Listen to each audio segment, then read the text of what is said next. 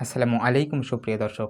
২৭শে মে মঙ্গলবার সামাজিক যোগাযোগ মাধ্যমে একটি ভিডিও ভাইরাল হয়, যেখানে বলা হচ্ছিল মোরতানিয়া থেকে সৌদি আরবগামী একটি বিমান ২১০ জন হজযাত্রীকে নিয়ে লোহিত সাগরে পতিত হয়েছে।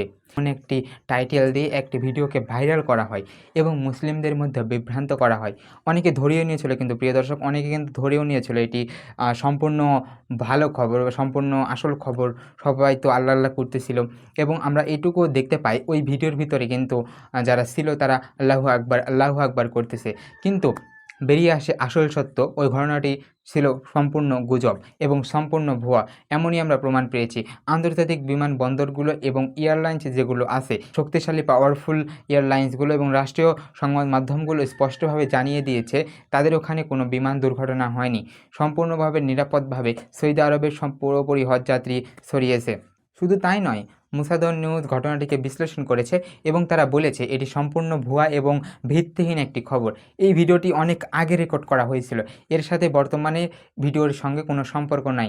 আসলে এক প্রকার মানুষ আছে যারা এই ফেক ভিডিও, ভুয়া গুজব নিয়ে বিভ্রান্ত ছড়ায়। এই ফেক ভিডিও বা ভুয়া খবর কি আমাদের মন কান নাড়া দেয় না? এই একটা ফেক ভিডিওর জন্য কত ক্ষতি হতে পারে তারা কি জানে না? তারা কি বোঝে না? কেন তারা ফেক ভিডিও এবং গুজব অনলাইনে প্রতিনিয়ত শেয়ার করে? প্রিয় দর্শক, এসব থেকে দূরে থাকতে হবে। ফেক গুজব, ফেক খবর থেকে দূরে থাকতে হবে।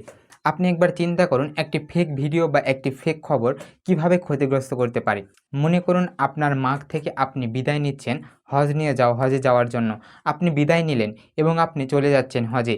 ইতিমধ্যে বিমানে উঠে গেছেন, বিমানে চলে গেছেন। আপনার মাও জানে বিমানে আপনি উঠেছেন, আপনি অমুক বিমানে যাচ্ছেন। ঠিক এই মুহূর্তে আপনার মা খবর পেল ওই বিমানটি মাঝপথে ধ্বংস হয়ে গেছে। আপনি একবার চিন্তা করুন তো আপনার মায়ের তখন কী অবস্থাটা হবে। ইতিমধ্যে আপনার মা অজ্ঞান হয়ে গেছে এবং হাসপাতালে নিয়ে যাওয়া হয় এবং অসুস্থ হয়ে যায়।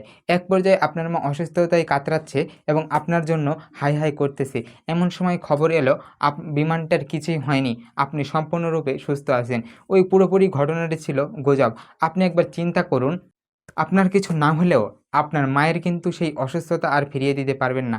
আপনার মা যে এতক্ষণ টেনশন করলো, একটি বড় ক্ষতিও হতে পারত। এসব থেকে দূরে থাকবেন, এইভাবে ক্ষতি হয়।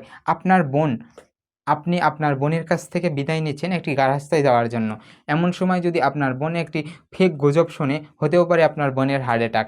এমন ফেক গুজব শুধু সামাজিক অপরাধ না, এটি একটি আইনত দণ্ডনীয় অপরাধ। এর জন্য শাস্তির ব্যবস্থাও রয়েছে। প্রিয় দর্শক, আর এই পবিত্র হজের মৌসুমে এই হজের ভিডিওটি ছড়িয়ে দেওয়ার বিভ্রান্ত কী? তারা কি চেয়েছিল?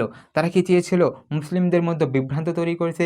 তারা কি চেয়েছিল মধ্যপ্রাচ্যের দেশগুলোর মধ্যে বিভ্রান্ত তৈরি করতে? তাদের আসলে উদ্দেশ্য কী? কেন তারা ফেক ভিডিও বারবার ছড়াচ্ছে? কেন তারা পুরনো ফেক ভিডিও বারবার ছড়াচ্ছে?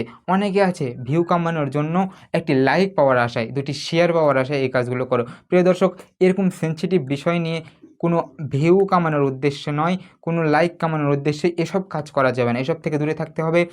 দণ্ডনীয় অপরাধ এবং এটা কিন্তু এক প্রকারের অপরাধ। এই অপরাধ থেকে আমাদের সবাইকে দূরে থাকতে হবে। আমরা চেষ্টা করব এই সকল ফেক ভিডিও এবং ফেক নিউজকে মানুষের সামনে উপস্থাপন না করতে। প্রিয় দর্শক, সতর্ক থাকুন এবং আপনারও কিছু দায়িত্ব রয়েছে, অবশ্যই আপনাদেরও কিছু দায়িত্ব রয়েছে। যে কোনো ভিডিও দেখলেই কমেন্ট করতে যাবেন না, শেয়ার করতে যাবেন না। আগে তথ্য যাচাই করুন, তারপর বিশ্বাস করুন।